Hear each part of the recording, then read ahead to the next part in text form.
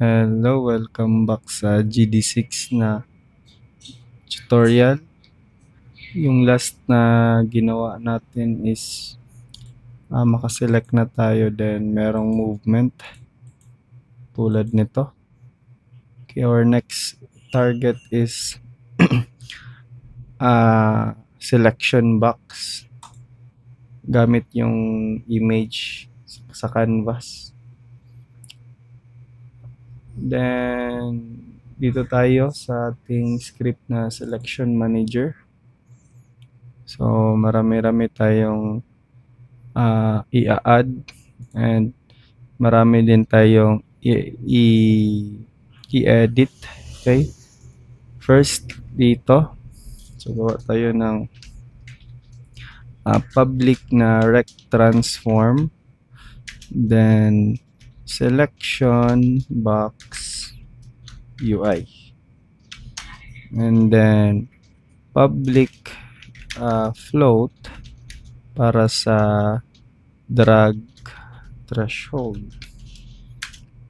So I think ayan. Then next is di ba meron na tayong movable. So it means sa selection box UI, if maraming units within the selection box UI, so it means gawa tayo ng array. So, gawa tayo ng list of movable. Okay, then selected units equals new, then list movable. Oops. Yan. Then next, yung vector 2 para sa drag start position. And then boolean para malaman natin if nagda-drag ba tayo. So gamit na gamit itong mga variables na ito. And also is selecting. Okay, then dito tayo sa ating update. So gagawa tayo ng tatlo na method para sa ating logic na left mouse button. Okay, dito. So it means ito sila, ito mawawala to. So remove natin ito lahat, or we can maybe transfer na lang natin later. So ganito. So mouse, let's name it mouse equals yung mouse current. Then so if remove natin. So remove na natin ito. So kasi dito tayo gawa ng guard na constraints. So if mouse is equals to null, or selection box UI is equal to null, then we should return, cancel natin. But if ito, press this frame but using the left button,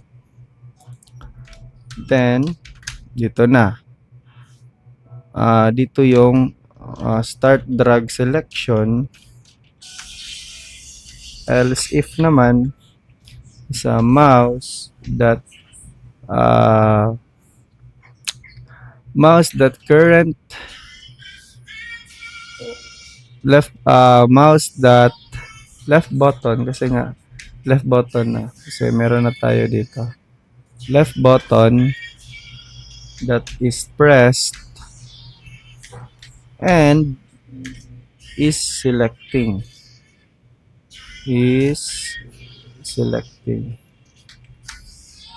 then lagay natin dito yung update drag selection. And then sa else if naman is yung mouse that left button that was pressed this frame, release this frame. So it means once na-release natin, then ito yung para sa pag-select ng yung finish selection, pag-select ng mga units. Then ganyan. So it means call natin si finish selection. Ayan. Then double check natin dito kasi minsan kasi since gagamit tayo ng raycast, check muna natin if yung pinindot natin yung yung pag-click natin ng left mouse button is meron bang UI. So if event system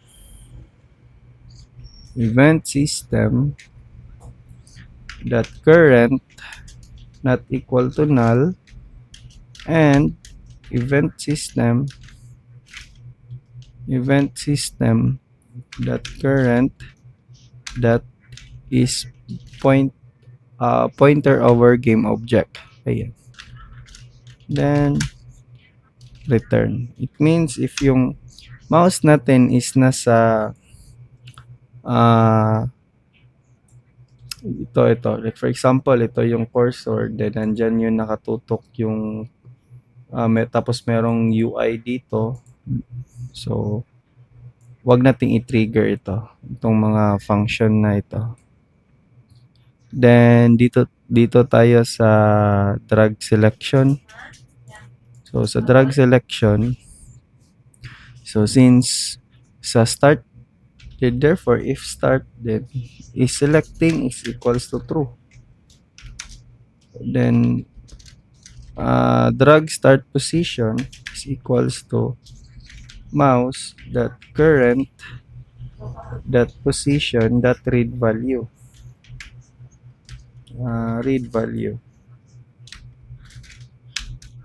Then selection box UI dot yung size delta equals to vector2 dot 0. So it means pag click natin, set natin yung selection box UI natin into 0, 0. So it means maliit siya, na maliit 0, 0 yung size niya. Then selection box UI naman dot game object dot set active to true. So it means pakita natin siya sa scene, and then is dragging is equals to false. So kasi nga selecting pa lang, hindi ka pa nagda-drag, dito mo yan i-drag yan. So is press, ibig sabihin yung left mo is pressing ba. Okay, then dito naman tayo sa update drag. Okay, sa update drag, so kunin natin itong current mouse position. So gawa na lang tayo ng bago, vector2, then current mouse pose equal mouse dot current dot position dot read value, then vector2 drag delta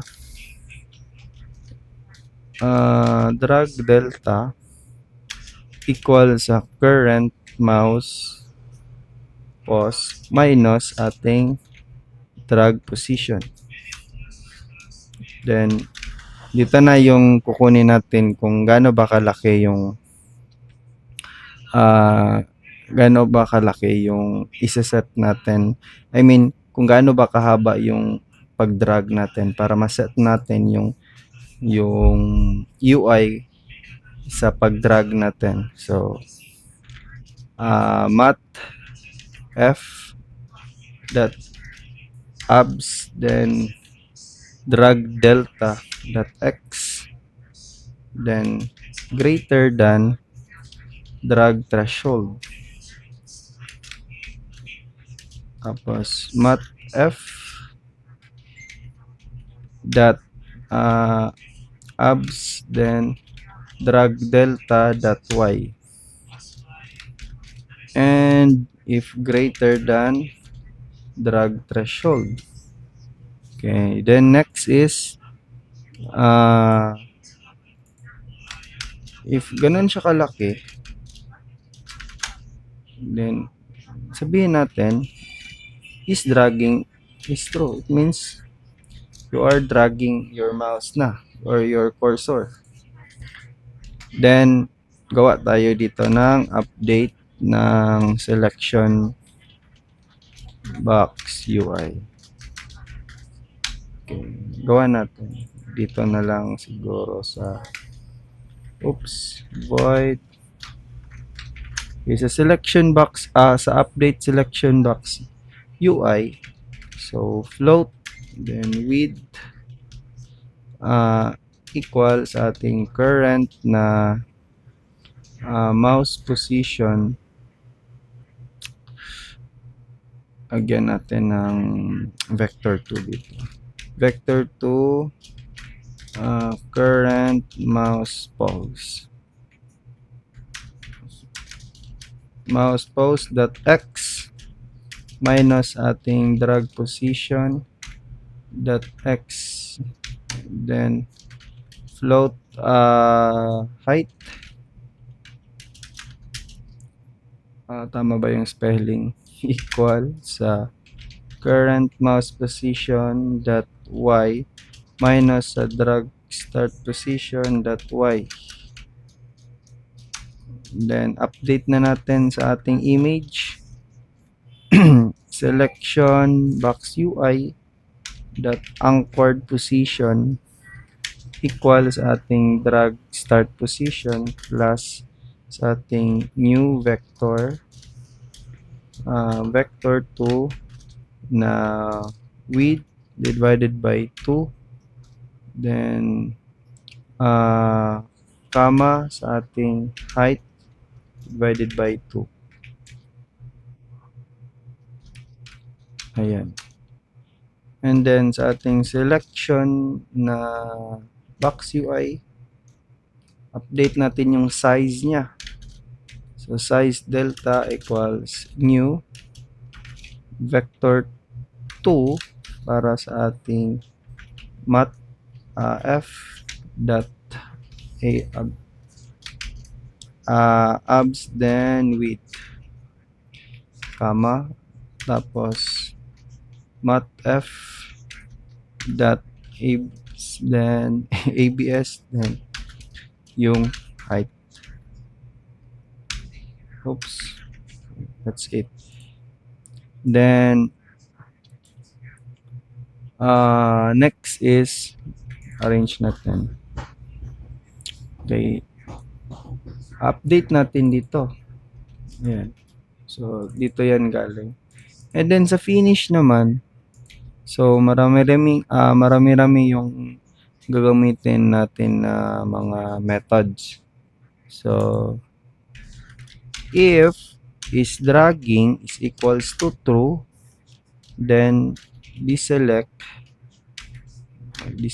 So, but yung atin is isa pa lang. So I think test na lang muna natin. Test na lang kaya natin muna. Dragging is equals to true, then sabihin natin selection box UI dot set active, but ayaw, game object pala, dot set active to false. Okay, for the meantime wala pang selection. So as long as makita natin gumagana yung image, so create UI, then image, and then set mo dito sa ganyan. So click lang, then 0, 0. Let's call this one selection box UI. Lagyan natin ng space para maganda. Then, punta tayo sa ating managers. Drag natin sa selection box UI. And then, try natin. So, pag-click, ayun. But, hindi pa to siya gagana. May error pa. As long as meron tayong ganito na UI. So, try natin ibahin. Gawin natin green with 50 na alpha. So, para makita natin kung sino yung gusto nating i-select. Ayun. Okay, then okay, next. So sa finish, so hindi pa natin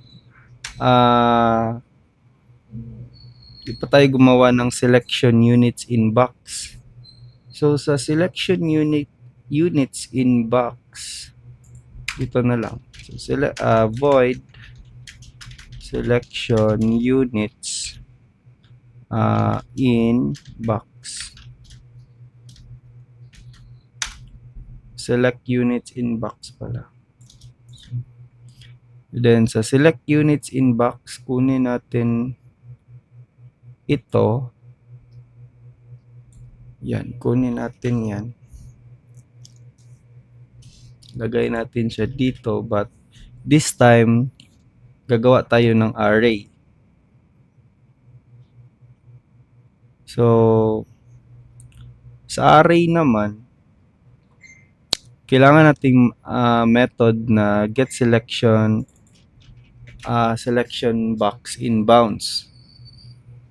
So nasa na ba yung select in box in bounds? Sa baba niyan, let's say void selection box in bounds. Then ito yung code. So return new bounds. Oops. New bounds, then selection box UI dot anchored position, then selection box UI dot size delta. So yan lang. So di pala to dapat void, this should be bounds. Then, balik kay select units in box. Then, gawa tayo ng bounds. Then, box bounds. So, saan ba galing si bounds? Galing yan kay mono behavior. Then, paste. After nyan, since meron na tayo nyan, gawa tayo ng array of collider. So, collider, let's call it colliders, equal sa ating physics dot overlap sphere. Then gamit yung cam dot transform dot position sa 1,000, ibig sabihin 1,000 float radius yan. Saan? Sa selectable layer. So, ganyan. May nakalimutan tayong semicolon. Then, so since meron tayong array, then gawa tayo ng for each. For each collider, tawagin natin call in every colliders. Then, so vector 2 sa ating screen point position. Meron ba tayo dito? Wala. Meron. Ay, hindi na pala natin ito kailangan. So, I think hindi na natin ito kailangan. Remove na lang natin yan. So, vector 2, then screen position equals ating cam dot world to screen point. then collider dot transform dot position. Then if dito na, if box bounds that contains sa ating screen position, then kunin natin yung iMovable, then movable equal sa collider dot get component sa ating iMovable. And then if movable is not equal sa null, sabihin may laman, if may laman, and not selected units that contains sa ating movable, pwede na tayong mag-add ng movable sa units ating selected units na array, na list pala. Sana ba? Selected unit. Mali. Selected units dot add tapos movable. Okay. Then call natin siya dito sa ating finish drag selection.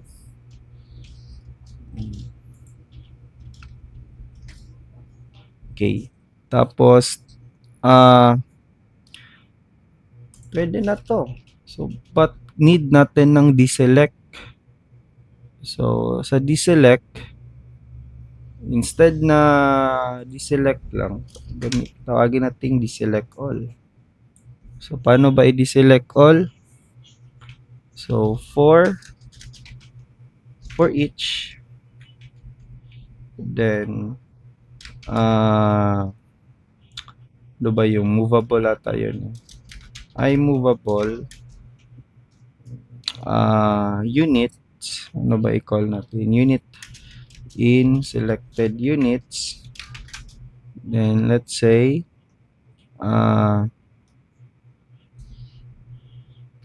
let's just comment na lang muna dito. Let's say selected units that clear na lang. So wala pa tayong selection indicator. Then deselect dito sa ating ayan. So diyan natin i-deselect muna natin once we try to drag or select unit para hindi mag-multiply yung list natin. So dapat nauna yung deselect. Tapos na ba mag-load? Kailang minutes na ba? 23 minutes na. Oops, may error. Wait lang. Bakit kaya? Movable, move to hit point. Ay, nga pala. May problema dito. Dapat di natin ito i-call once na nag-select tayo. So, let's finish na lang dito sa ating finish selection. So, dito, else, deselect all. And then, dito naman is for select object under cursor. Para saan ba to? Para to sa single click na unit. So, gawa natin siya ng method, function. Okay. Oops. Void. Then, vector 2. Then, mouse position. Wait lang. Meron tayo niyan dito sa ating handle. Vector 2 mouse position. Ito.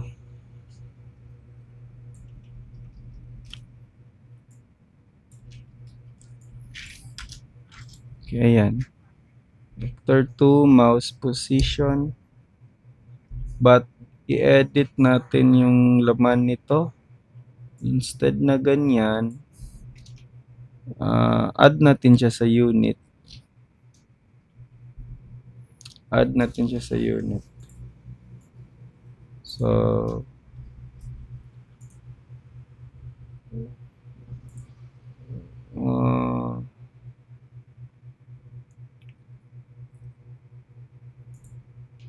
okay. So, var movable equals hit dot collider dot get component of iMovable, then if movable is not equal to null, then selected units dot add c movable. Yan. Tapos ano pa ba pwede? Lagay din muna tayo stop all coroutines. And then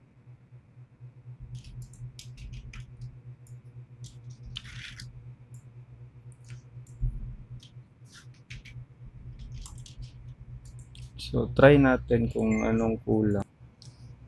Okay, I think dito tayo nag-last. May problema. So ito lang dyan. Sa handle selection under cursor, wag nyo pala i-copy yung nandito sa handle right mouse.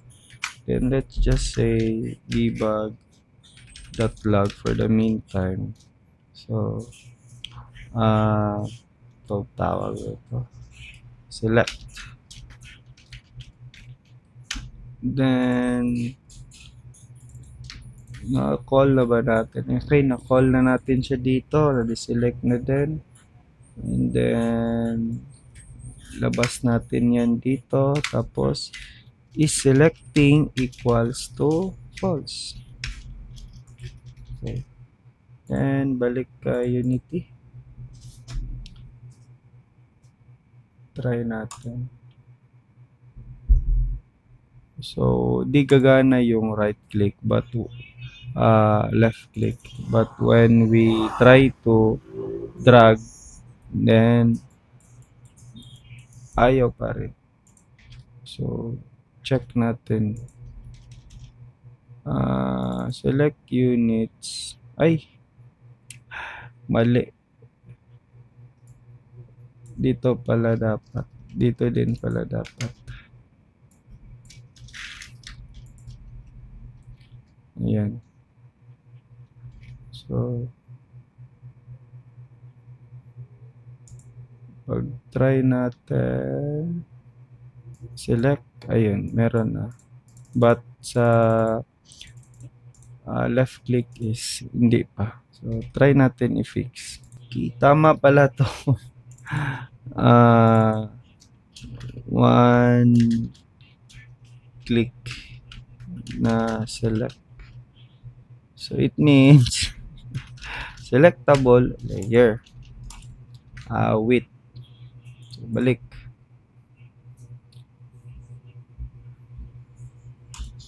So, pag click natin, think, ayun, one click. Pag ganito naman, so, but merong problema. Pag nag-click tayo dito, then right click, so mag-error siya. So, to fix it, ito lang yung kailangan natin since nakalist na yung selected units natin, hindi na siya selected unit but with S na. So, gagamit na tayo ng for each var, oops, var unit in selected units. So, unit dot move to sa hit dot point. Oops. And then, yeah, yan lang. So, remove na natin to. Tapos, huwag kalimutan mag stop all coroutines para ma-fix natin yung bug ng hit target natin. Check natin.